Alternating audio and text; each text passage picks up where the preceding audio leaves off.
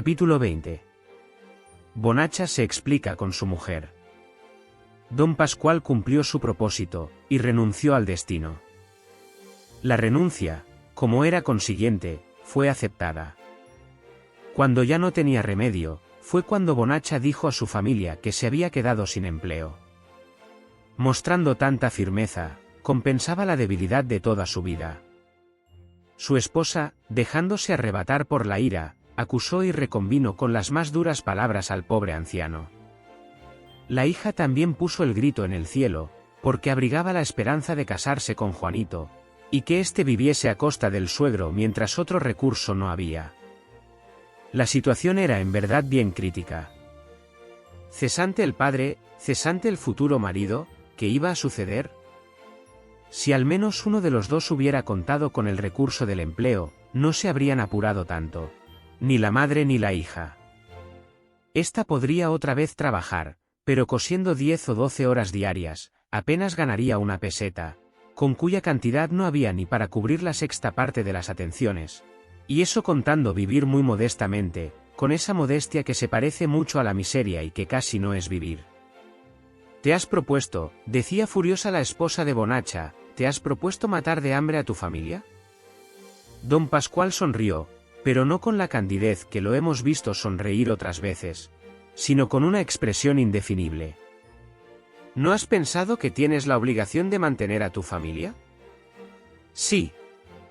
Pues ahora veremos cómo se hace el milagro. Muy sencillamente. Me pica la curiosidad, y quiero conocer el secreto. Muriéndose, no es preciso comer, dijo don Pascual. Pascual, Pascual. Todas las necesidades, dijo con dulzura el hombre bonachón, concluyen en la sepultura. Si no te has vuelto loco, ¿quieres hacernos perder el juicio? ¿Os infunde miedo la muerte? Más vale que calles, porque se me apura la paciencia. Te probaré que no estoy loco, repuso Bonacha. Si la prueba consiste en alguna de tus necedades. Puesto que te empeñas, será. Toda mi vida, y particularmente contigo, he sido débil, ahora me había propuesto demostrar energía, pero por una sola vez, hoy no más, seré débil como siempre lo he sido. No te comprendo, y en cuanto a tu debilidad. Ten alguna paciencia, que voy a explicarme. Lo deseo. Don Pascual le dijo a su hija. Ven. Que me vaya. Sí, yo te lo mando. ¿Y por qué ha de irse? Porque no quiero que oiga lo que voy a decir. Pero... Paca, te he mandado salir, replicó imperiosamente don Pascual. Su hija tembló y obedeció. Arrepintióse la madre de haber provocado aquellas explicaciones, porque comprendió lo que debía suceder. Cuando marido y mujer quedaron solos, el rostro del primero cambió, volviendo a ser el mismo hombre a quien hemos visto ya frente a Saavedra, y provocando la cólera de éste. Pascual, dijo tímidamente la esposa, tú estás trastornado. Tal vez. Sin duda tu salud. Es buena. No quiero que te incomodes, porque si caes enfermo será peor. Reconozco que me he dejado arrebatar, pero es tan triste nuestra situación. Calla y escúchame. Te veo tan alterado que... No perderé la calma, descuida. Mañana hablaremos. Ha de ser ahora. Obedezco y te escucho.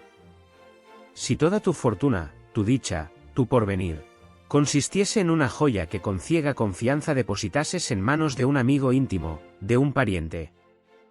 Pascual, Pascual, interrumpió temblando la descuidada madre. ¿Y si esa persona, en vez de guardar cuidadosamente el depósito?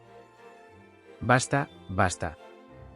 Mi hija era mi única felicidad, mi honra, era mi único tesoro. No se necesitaban más explicaciones. La esposa de don Pascual, anonadada, cayó de rodillas, cruzó las manos y exclamó. Perdóname, perdóname. Yo te he perdonado, pero es menester que también te perdone Dios y que te perdone tu hija. Compadéceme, esposo mío. Ahora levanta la voz. Pregúntame por qué he dejado ese empleo que debía a la protección del miserable que nos ha deshonrado. Pregúntame con qué hemos de cubrir las necesidades de la vida, y por último, dime si todavía te espanta la muerte. Un raudal de lágrimas corrió por las mejillas de la esposa de don Pascual. La infeliz no pudo articular una sílaba. Si no tenemos que comer, moriremos sin exhalar una queja, que ya que hemos perdido la honra, debemos siquiera conservar la dignidad. Hace 3 días que arrojé al rostro del miserable seductor los 1000 duros con que había querido pagar nuestro honor, con que había querido cicatrizar las heridas abiertas en mi alma. Y le llamé cobarde y le hice temblar, y volví a mi casa con la conciencia tranquila. Mátame, Pascual, mátame. Te matará la conciencia con tormentos los más horribles. Dios mío. Ahora quiero saber lo que habéis hecho con la criatura inocente que debía su existencia a vuestras debilidades. Esa criatura ha muerto. ¿Qué ha muerto? Mira. La esposa sacó una carta, que aún no hacía 2 horas que había recibido, y en la que le participaban que la tierna criatura había dejado de existir, a pesar de los cuidados de su honrada nodriza.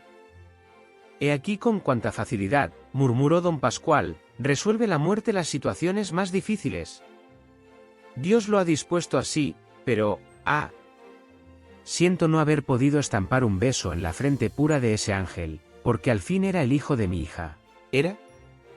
No pudo proseguir, porque la voz se ahogó en su garganta. Transcurrieron algunos minutos, durante los cuales no se percibió otro ruido que el de los sollozos de la esposa de don Pascual. Este rompió al fin el silencio para decir: nuestra hija piensa casarse con un hombre honrado. Quiere engañar al que de buena fe le ofrece su ternura y deposita en ella su honor. ¿Exageras, Pascual? ¿Qué exagero? Mientras nuestra hija sea una esposa fiel, de nada podrá quejarse Juanito. Lo pasado pasó, y así como ella no le pide cuentas de lo que ha podido hacer antes de casarse. No prosigas. Reflexiona bien. Nuestra hija va a cometer otra falta, quizá más grave que la primera, pero no le pondré obstáculos, porque no quiero ser responsable de su suerte. Ya que se le presenta esa proporción. Hemos concluido. Y no quiso escuchar más el desgraciado Bonacha, sino que tomó el sombrero y salió. No necesitó preguntar Paquita para saber lo que había sucedido, pues curiosa en demasía, había estado escuchando. Con el rostro lívido y descompuesto se presentó la joven a su madre. Todo lo sabe, exclamó ésta. Paquita no quiso seguir la conversación. Ya ves, lector, de lo que es capaz un hombre como Bonacha. Esas criaturas que parecen débiles, son las más fuertes en ciertas situaciones. Capítulo 21. Alfredo se empeña en hacer algo bueno. Un mes había pasado. Eran las 3 de la tarde.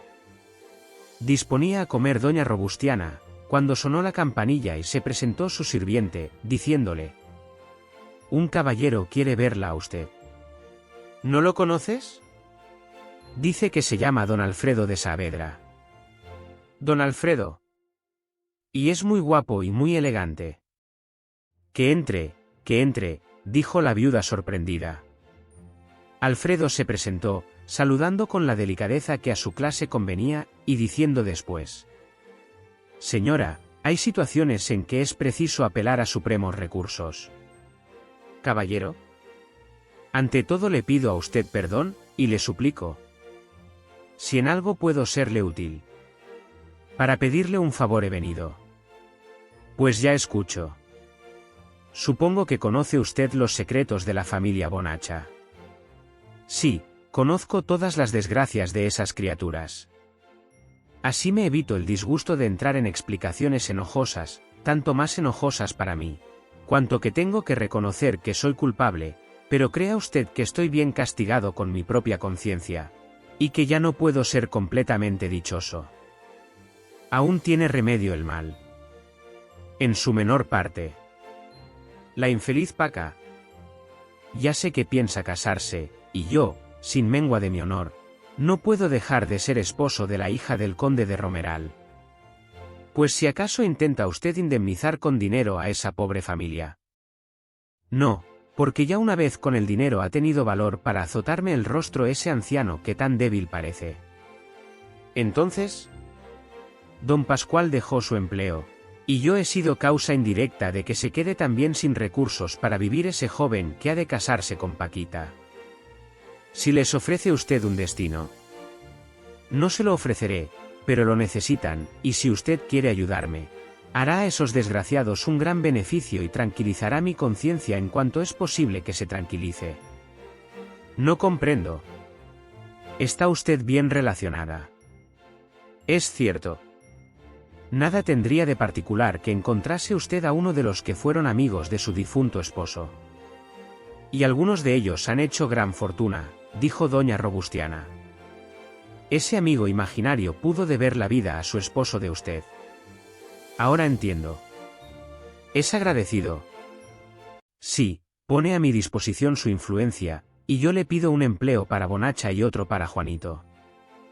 Y será usted la madrina, y el regalo consistirá en las 2 credenciales. No necesito más explicaciones. ¿Puedo contar con el auxilio de usted? Sí, caballero, porque para hacer un beneficio no debe nadie vacilar. Gracias, señora, gracias. Por supuesto, que es menester que no se sospeche la verdad, porque mi amigo Bonacha lo conozco demasiado bien. Estamos de acuerdo. Ahora si usted quisiera decirme. ¿Qué? ¿Y mi hijo? Hay un ángel más en el cielo. Oh. Dios lo ha dispuesto así. La conversación no podía prolongarse. Revelando en el semblante profunda tristeza, púsose en pie el joven, ofreció la diestra a la viuda, y le dijo: Señora, no había exagerado al hablarme del noble corazón y de la clarísima inteligencia de usted. Caballero, si se me presentase la ocasión de prestarle a usted algún servicio, me consideraría feliz. Nada valgo, nada puedo. Vale usted mucho, señora, dijo Alfredo.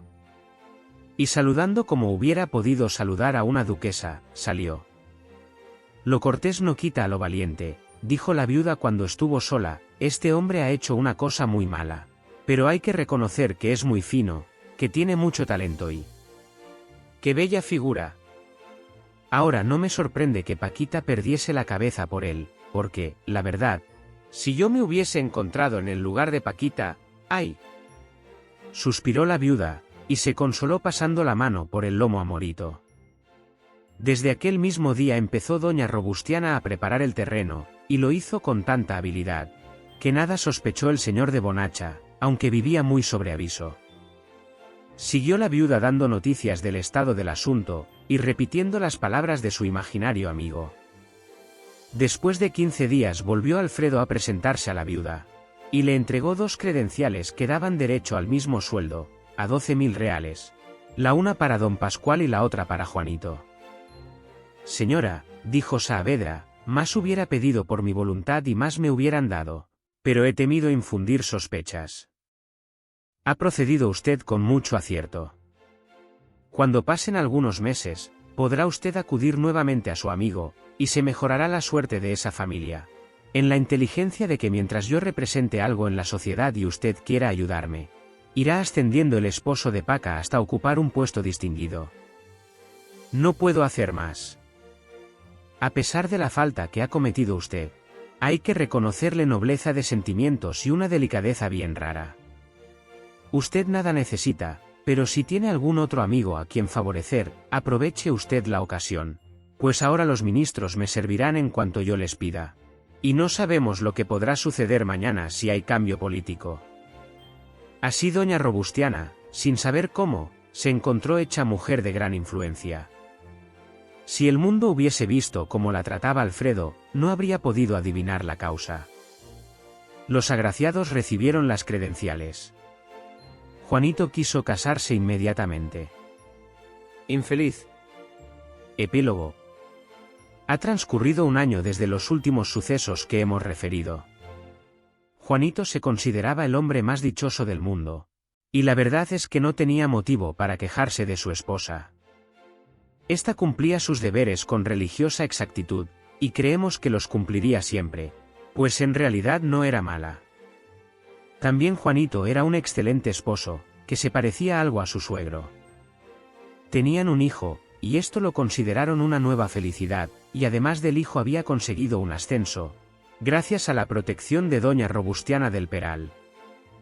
Don Pascual Bonacha no había vuelto a recuperar la alegría, su salud seguía quebrantándose, y parecía que habían transcurrido 10 años, según lo que se avejentaba. No debía vivir mucho, porque el tiempo no calmaba su dolor. La herida que había recibido era mortal, y forzosamente había de sucumbir. Su esposa estaba tranquila y gozaba, porque la bondad del marido de su hija permitió a la madre constituirse en jefe de todos. Ella disponía sin contradicción, y no necesitaba más para encontrarse bien. Lo único que le desagradaba era que sus amigos le preguntasen por su nieto, que era lo mismo que llamarle abuela. La esposa de don Pascual, según ya hemos visto, creíase todavía joven, y si no tenía pretensiones de enamorar, parecíale que aún podía ser mirada con agrado. Continuaban yendo a la tertulia de doña Robustiana, y ésta presentaba siempre como modelo de esposos a Paquita y a Juanito. No sucedía lo mismo con la desgraciada Adela, pues Eduardo había dado fin al importe de todos los títulos de la deuda que tenía en su poder, y quiso luego que se vendiese la casa. Era forzoso que esta situación llegase, y llegó. No hay que decir que en las casas de juego había quedado la mayor parte de aquella fortuna, adquirida en fuerza de tanto trabajo, de tanta honradez y hasta de muchas privaciones. Por de pronto, quiso el Taur justificar su conducta, diciendo que había emprendido algunos negocios, y que en todos ellos había sido desgraciado, ya porque las circunstancias no le favorecieron, ya porque había sido víctima de la mala fe de criminales especuladores. Empero siempre resultaba lo mismo, es decir, que habían desaparecido muchos miles de duros, que producían una renta respetable. Les era preciso cambiar de sistema de vida a las dos pobres mujeres, suprimiendo criados y todo aquello que no era de absoluta necesidad, puesto que ya no contaban con más que con los 14 o 15.000 reales que la casa producía. A pesar de todo esto, no se atrevió Adela a reconvenir a su marido. La infeliz sufría y callaba. Su madre perdió al fin la paciencia y tomó parte en el asunto, no solamente para decir lo que su hija callaba, sino para oponerse a que la casa se vendiese o hipotecase. Eduardo, con gran habilidad, hizo ver claramente que con el importe de la finca podían salvarse los negocios perdidos, recuperando el capital y mucho más aún, pero doña Cecilia replicó: «No entiendo de negocios ni de cuentas». «Pues como yo entiendo, los explico», repuso el esposo de Adela. «Todos los bienes que dejó mi marido los adquirió después que nos casamos, y por consiguiente la mitad de la herencia es mía. Nadie lo niega. La casa representa menos que esa mitad, y por consiguiente me la apropio, y si esto no te parece bien, puedes acudir a los tribunales». «Yo acudiré a los tribunales para una cuestión de dinero». «Me consideraría deshonrado».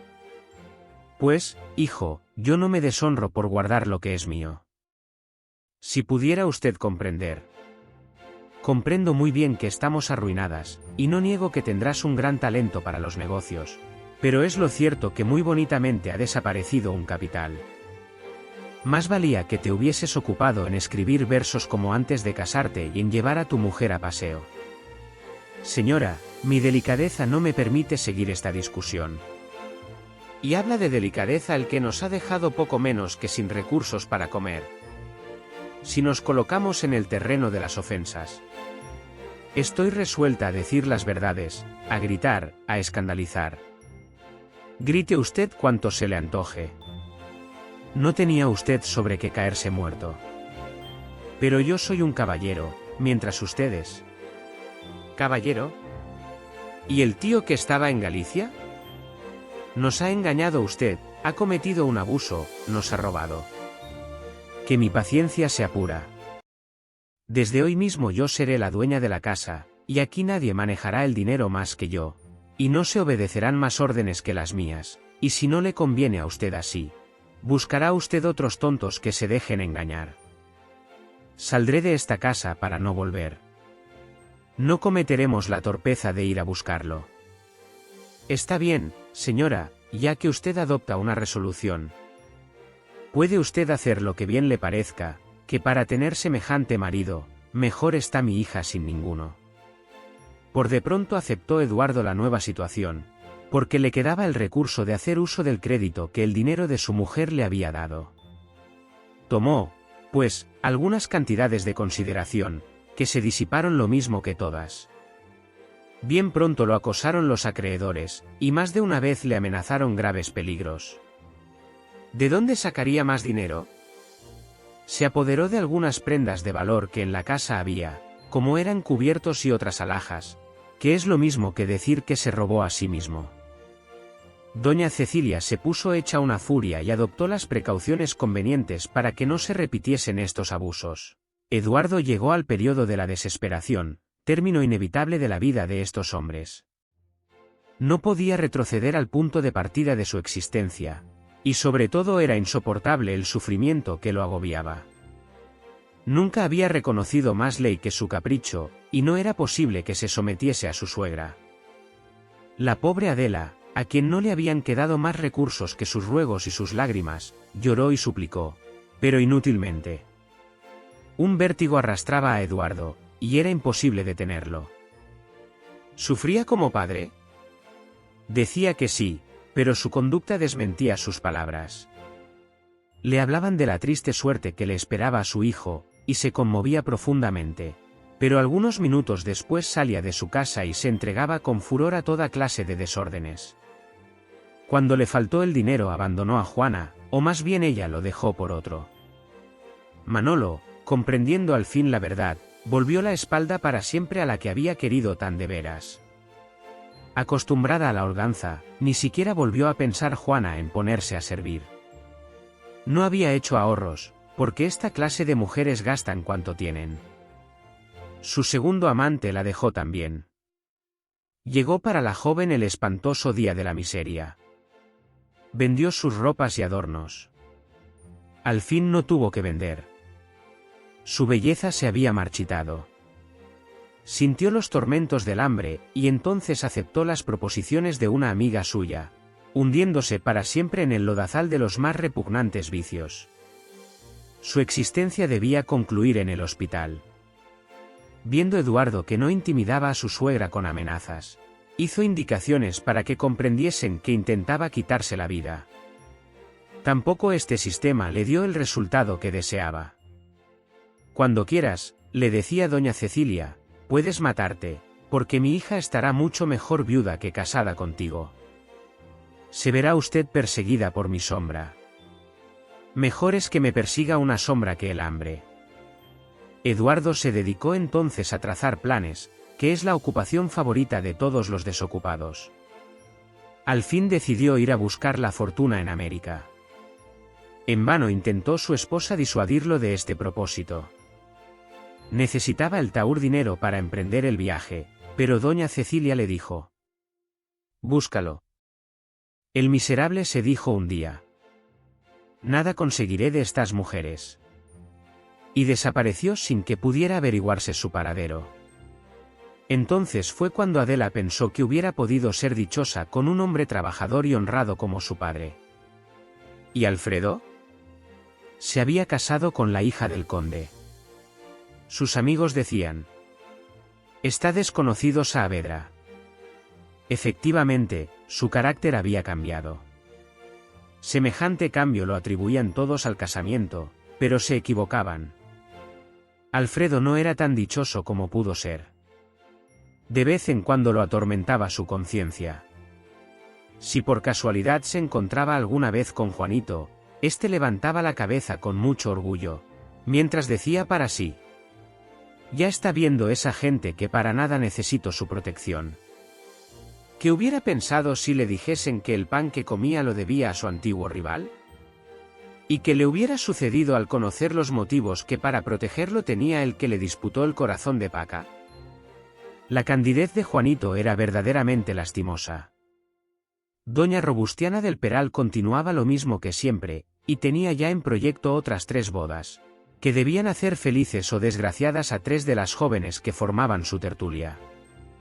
La extensión de este libro no nos ha permitido dar a conocer a la gente cursi que hay en otras clases de la sociedad, pero ocasión tendremos para presentarlas, penetrando en su vida íntima y levantando el velo que cubre muchos misterios. Pobres mujeres, para vosotras he escrito este libro, no olvidéis las provechosas lecciones que encierra, y preferidlo todo antes que el ridículo, teniendo presente que cuando los pobres no olvidan la dignidad, son tan respetados como los ricos. Fin. Mi agradecimiento a todos los que han seguido esta obra y espero que la hayan disfrutado como yo lo he hecho. Un fuerte saludo a todos.